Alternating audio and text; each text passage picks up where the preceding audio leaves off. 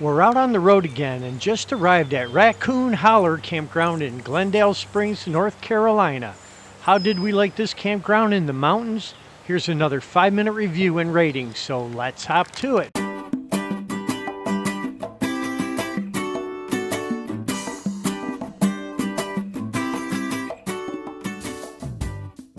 Raccoon Holler is located in Glendale Springs, North Carolina, which is not far from the town of Jefferson. It's very close to the Blue Ridge Parkway and right off of Route 16. Getting to the campground can be quite a bit of a challenge as the road, especially from the south, has quite a few tight turns and changes in elevation. If you have a larger rig, you may prefer coming down from Jefferson as the road isn't quite so long or windy. The road in front of the campground is narrow and very rural with very light traffic. Getting into or out of the campground was never difficult.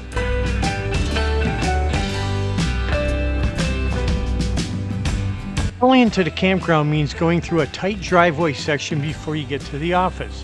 Although all the roads are paved and in very good condition, many of the side roads are narrow with tight bushes and trees along them.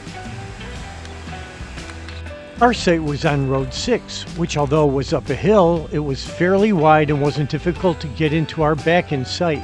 We had a full hookup 30-amp site, and although it was actually more narrow than I thought, it was actually in good condition and pretty level. I didn't need any leveling blocks under my tires, but we did see many sites that did. All the sites we saw were packed stone. Our site dropped off fairly steeply on all three sides, so when parking we made sure we had enough room to comfortably walk around our A-frame. Even though the sites here are fairly tight, there is a decent amount of space with trees and bushes between them, so each site is nice and private. The campsite information lists most sites as back-in 20 feet wide and 50 feet deep, each with a fire ring and picnic table. If you want, there are some pull-through sites available. Our site's electric panel was fairly new and in good shape. Water pressure was very good, and I made sure to install a pressure regulator. The sewer connection was also good. Your sites are provided with cable TV and Wi-Fi. Cable reception was very good, and there are a lot of channels to watch. That's appreciated as TV antenna reception in these mountains is not very good. Wi-Fi was okay with an average measured speed of just over 20 megabits per second. The only real issue was there were quite a few signal dropouts and dead zones here. Our cell service was not good. We are on T-Mobile and the entire area was only accessible through roaming. Even then, the data speeds were less than 2 megabits per second. I hear that Verizon and AT&T work better. It wasn't just data problems, making phone calls was always challenging. Whether we were on roaming or using Wi-Fi calling, there was a lot of dropouts. Raccoon Holler is a fairly large campground with 268 sites. There are a lot of tent sites available, but no cabins to rent. It appears that many of the sites are long-term and seasonal campers, but there are enough spots that if you just want to come in for the weekend, they'll have a spot for you. The lower part of the park has a lot of trees and bushes around the campsites, but the upper section is more wide open and grassy, like a park. Either area is nice, it just depends on your preference and what's available.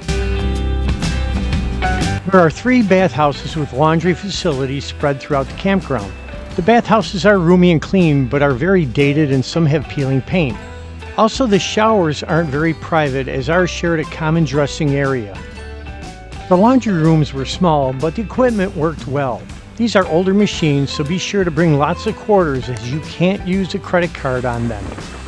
Raccoon Holler is a family campground, and there are lots of things here to do. There's a really nice game room and large playground, a fishing pond, pickleball courts, shuffleboard and cornhole, and basketball and volleyball.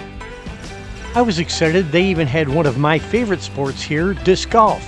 They have their own 9-hole course set up around the pond area. If you want to give it a try and you don't have any discs, don't worry as there are bags of discs to borrow in the game room. This campground is very pet friendly with lots of grass and provided doggy waste stations.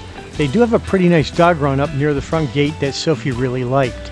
Be aware they have strict rules on dogs including allowed breeds and you are not allowed to use retractable leashes. Although the town of Jefferson is about a 20-minute drive away, there isn't a lot of close local shopping, so we really appreciated their fairly well-stocked camp store. So, how did we enjoy our stay here at Raccoon Holler Campground? On the plus side, we enjoyed the amenities like the pickleball courts and the disc golf course.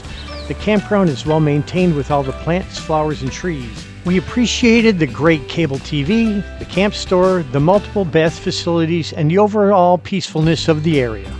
On the negative side is the windy drive down Route 16 to get here.